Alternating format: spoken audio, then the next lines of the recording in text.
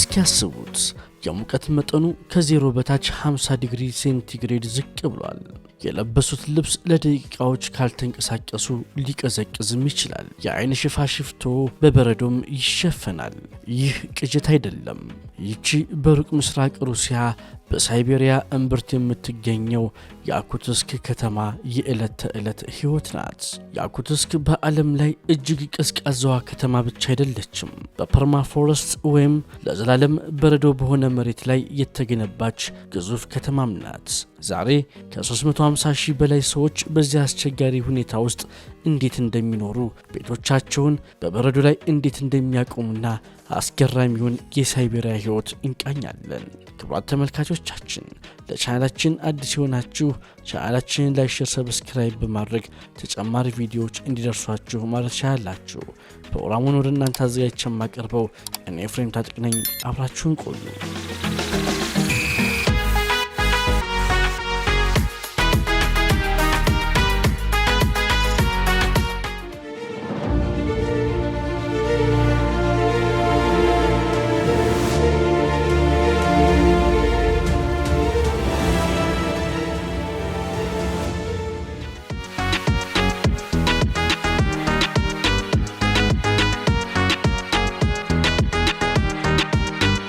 ያኩትስክ መሬቱ እንደ ድንጋይ የጠነከረ በረዶ ነው።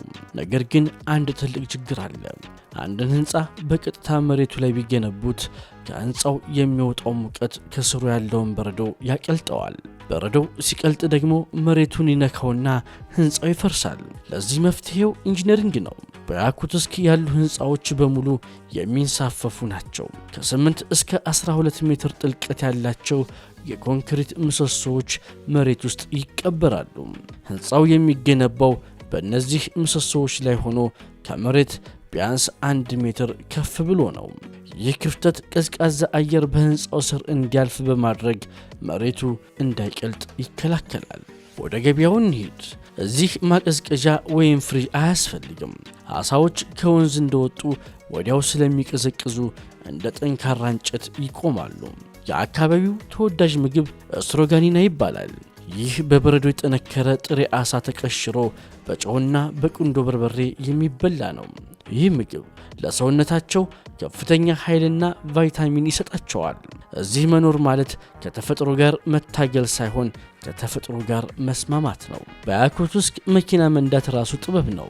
ሞተሮውን አንዴ ካጠፉት ዘይቱና የውስጥ ክፍሎቹ በበረዶ ስለሚጠነክሩ መልሶ ማስነሳት የማይቻል ሊሆን ይችላል። ስለዚህ ብዙዎች መኪናቸውን ቀን ሙሉ ሳያጠፉ ይተውታል ወይም ደግሞ በደንብ የሞቁ ጋራዦች ውስጥ ያሳድራሉ። ቴክኖሎጂው እስከ መስኮት ይደርሳል። ተራ መስኮት እዚህ አይሰራም። ቅዝቃዜው እንዳይገባ 3 እና 4 ንብርብር ያላቸው ልዩ መስኮቶች ጥቅም ላይ ይውላሉ። የከተማዋ የውሃና የጋዝ ቧንቧዎች እንኳን ከመሬት በላይ ነው የሚዘረጉት፣ ምክንያቱም መሬት ውስጥ መቅበር አይቻልም።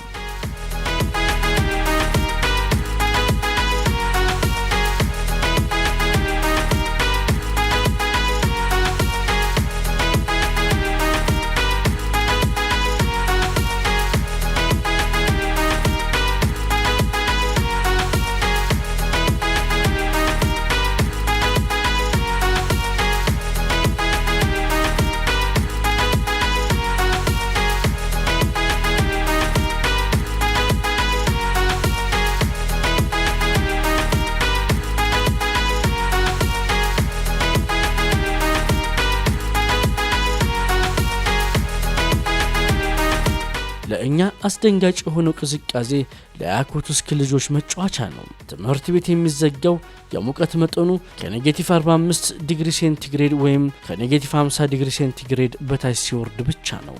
እስከዚያው ግን ህይወት በኖርማል ይቀጥላል። ያኩቶች ጠንካራ ህዝቦች ናቸው። በክረምት ስፖርትና በባህላዊ ጨዋታዎች ይዝናናሉ። ይህ ቅዝቃዜ የማንነታቸው አካል ነው። ቅዝቃዜው ጠላታችን ሳይሆን ጓደኛችን ነው ይላሉ። ያኩትስክ የበረዶ ከተማ ብቻ አይደለችም፣ የሀብት ማማም ናት። የሩሲያ 90% አልማዝ የሚመነጨው ከዚህ ክልል ነው። በቀዝቃዛው መሬት ስር በቢሊዮን የሚቆጠር ዶላር የሚያወጣ የአልማዝ ክምችት ይገኛል።